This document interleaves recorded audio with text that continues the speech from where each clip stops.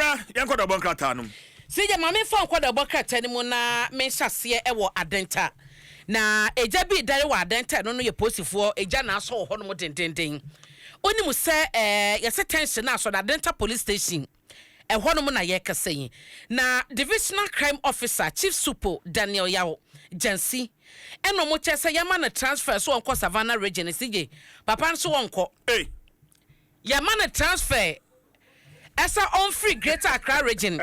Say na owo eye police department wonum. And I say, omomodia yesi May 9th 2025 bosumi we yanda na to so enkrom. And na ne posting release letter no eba ya na HSA. E was so parking nyema every Adenta divisional CAD. E wo Greater Accra say no. Na okoye regional crime officer e was Savannah regional command CJ.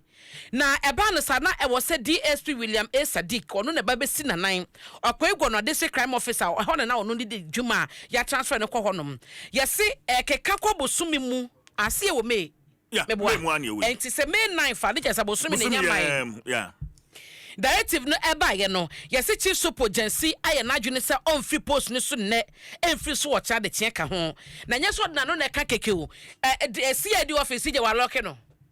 one lucky CID office ni say so transfer we dey one year so onko one no on free crime no onko Savannah so onko IGP away o say oh IGP away see IGP me so oyawe what's onko na enna da bokata yi ebo ho amane no mo chese saade na abaniti no ama edwo how pa na aba e wadenta police station wo mo dwumadi o mo die akade kra wo so mo saka na otumi de toto mo nyema eyo madwuma no mo ensanka na da bokata yi chese sources wo station hodom no chese chief supo Jansi a petition regional police command no kire enyina so ne nyema bintia sa transfer we on to me free kan ha enko Savannah region na sije omo chese we no personal reasons the etia was on to me enko na eno no na omo chese according to the petition de ko no was the doctor said to ne for say or relocate free enkan ha say ya ebetumi edo ha kese pa aba e wona pomodin so aden say ja we no personal no on to me enkan nyina say your transfer any free nkran had ne ko ba bi fufra ebe ha na pomodin ebe ha no nti de no ne de doctor's advice yo mo de aba ena eno chi krompo no crime officer ena wo mo eche say wo hwe de ekoso ene we no claims a the bokrata eka yes sir crime officer no it is alleged say wo no ya na che say ba no notorious langas mo ya won potamo ene ade ade o mo tete o man for de ade na so no mo konakra na pa wo sa ne man ho na community wonom na nkasa no ena wo mo so eche say chief supo Daniel Yao Jansi omo chese ne niema bi a oye no omani nye ho yesa brante bi won ma yesa oye notorious langa de fe no abu eni nkrofobia ka no yesa papa ina so machi wo mo niema bi omo ya entwa kwama etia mra ne ade no won na so machi omo we no de da bokrata Supreme newspaper eka na mechimu ema atiefo no enti se sije asem we no akoye twema mentwe da wo mu komu ese so mu komu ase ye kasa yi chief supo wa lock police station no and wo key no ekọ ne office no wa lock no de ko na ye besie na ye nyante post fo nka se na ubisa se IGP ya we na we are yet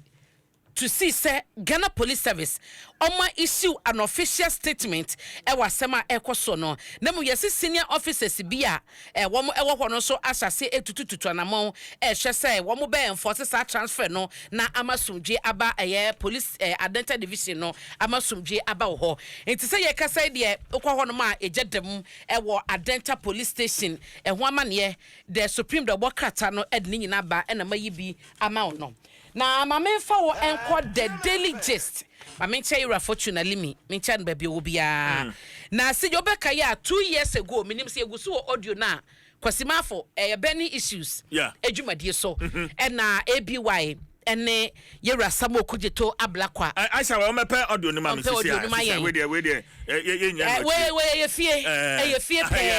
pe see asemwe o diligence ne fe to so me nsa na diama yeras okujeto ablakwa all trend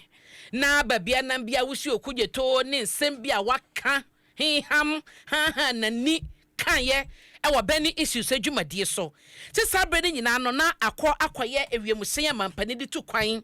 ne edinbo ne sika sabre no amane ayesa kan ye ene enkrate rasamokuje to ablakwa edeboba ye no ne nyina kyese oman no sika twitwiri die na edimu ano no ye private jet mo ne han ye kwakọ han ewiemusen de amampani atu kwan wo bro man ne wo wiemusen wo hodo mo de sika saye ena taxpayers sika ye se no ne ade na emu na yero kuje tabla kwa sabre no ekwa so no sempo saban se saba na naban na woso na saban ona ban na woso no edisika twitwi die tisei ekosei ewo wiemusen ho se public officer anasa public official bi ye de bo ne ho brasent no ye de sika mu asa taxpayer sika o eto na meni wutua no ye de disadwuma no obe resign and do the same thing. NDC banana nipa wodi animu no kofi fasa private jet bia na wo wa ban nimu you resign. I'll resign because what may resign why shall I stay there? May resign because the mayor is on principle and yet personal and yet say bia me time President Akufo-Addo and as I mean President Kudebi.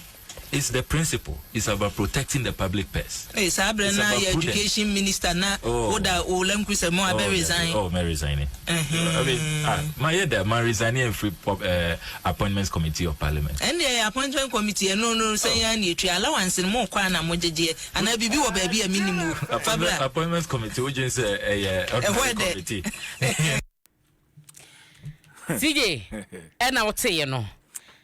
Abna, I think that Honorable Kujetwa Blakwa should be principled enough to resign, as he said. Oh, sir. He should be principled enough.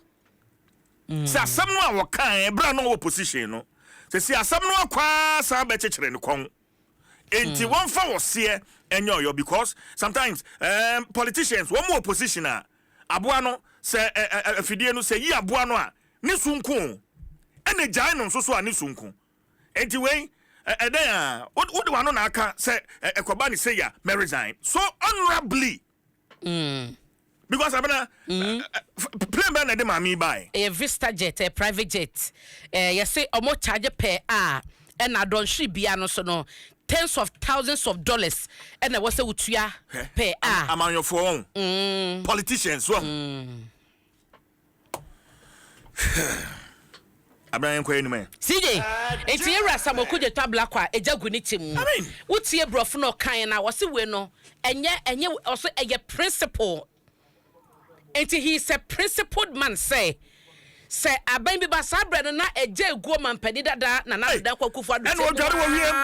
odware wo wiem okofa private jet edi tutu akwan official trips na okofa private jet na no kra o ka sa me ne the then chairman Ura Johnson say din ketia ye interview what tell some man pani na wiem na sabe wo Johnson gu Ghana for so you remember on am wiem na wo Johnson gu Ghana for so eni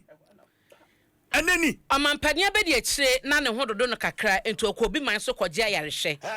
na ne hoto no a mekai se ha ya na omode da obokrata na de nsem bae se in 3 days time professor ebe hyase abaye nadwuma ene ye mana wa tu da nyame ase na ne bamu no ene koba se ye de private jets ena ekofa ye mamede na ba ebi bisa se se plane akasa ne wo efa bi one man no exclusive eno so ne bo wo soro but at least no a save cost e tend ye hunu yen ewiemusi ye mamede ba ye Vista jet ye private jet na eno so nkofa private jet na won ka say de wakọ han car in and out ye charge no per hour don hwe bia dollars pimpim na wutua no don hwe bia na till date no wo sha I think say bia ye koye nim na ho asem beba na nkrofo say honorable okuje tabla kwa say wo ye foreign affairs minister okache ABY sabre so emfa ho ne ministry appointment obekita ene ko fi adu be check camera yim emfa ho ne appointment a okita ena emfa ho ne ka kese a wodam he should resign ena emfa ho ne akatua woje ne de wo ye ne principle tre say e wo so resigning enti no ene wo say ye rokuje tabla kwa be che circumstances no asesa enti at this moment circumstances are ye wo mu ne de or resign ya enye ye because adwuma bi wo ho wo so ye mama mpani bi na wo ye sa adwuma na wie enti ero kuje to black one crofo sa asem we wosi waso ho eyampa na sanyampa usi waso dia bekasa ne ente wonka bekasa ne ente wonka private jet kro no a eno bi fire dane asem enti eno so ho asem te sen ma enko ye nim CJ na fei me fa won enko da wo bokrata ni mu na media ya na aise wadwane ekuo anasa wasafo bi mu no CJ obitumi ewo asafo bi mu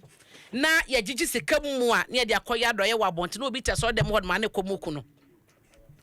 obitumi wo kuo bi mu na ye tumi ekuo no tumi ke common sense gigi sika de koya do ye wabonte na ekuo ba to de wodi wonya wo yare pa dadem a wowu wonya hwefo na so ade a mahunu wo da bokrata mama mani agiye pa Christian Divine Church uso manya mfie na dusia ensia 66 years ni asafo no ebebo ade na empenyifo chese adoe ne de obeye wa abonten efie so ye bieye enti mfie aduosia ensia ya omo edie anniversary mu die no na asafo panyi a ye frɛ no Apostle Alex Edu ona oye the newly elected chairman ema asori wa chese asafo ma wa ho fa wa wo hia bibi ni ade sick members wasafo ni mu nyina across Ghana CJ omoto na mo ayadoye fefe e de ama wo mo a chese ebi ye sika ebi nsoso eye eniema bi ebetumi ama ma hohan e wasafo ni mu eye ade bi asafo ma nani age ho pa ama wode aseda sonko na ama na Apostle Alex Edu ekasa no na ochesa anamo na wotuo no eye Kristo anamo wotuo na wo mu edi ekyire ne hwesode a wojaye na wo mu so edi ekyire edi ye dwuma no na eyoma sodie se de wo mo che wodo wa abonte no wo so mutumi che sa wodo na ewo fie na asafoma so enya ahotom na wasa so edi atoso esa anamo a wo mu etu obi bia ye ne sabeka bi no wo mo esa de mpaye atachire ese ade bia nipa de nsa ekoka na enya nsira eyayare sa na nipa no ede kwadia obade onfa na yaresa ensa no ento wo so na wo nyina enya ahoto 66 years ni asafo no ebebo ade na wo hwem a wo founder Prophet Apostle John Taylor wono na asafo yi wotiye ehwe ne totoye nti asafo mpanyifo eka ho nyina ene asafo ma nyina Apostle Amos Mensa no ohobi ene obi bia echese eye ni so aye nika ama wo de aseda piesie ene masafo mpanyifo wo adwempa ya won manya e wo ho ti sije da bokrata no ensem ne bia dia ba na mabobo so ama anopai no edroso pa ensem de edroso ne nkrata no aba ebayo ni nyina jese bia bi baye ebia bi but yentimi nkenkan ni nyina kakra de be ma wo na media wie no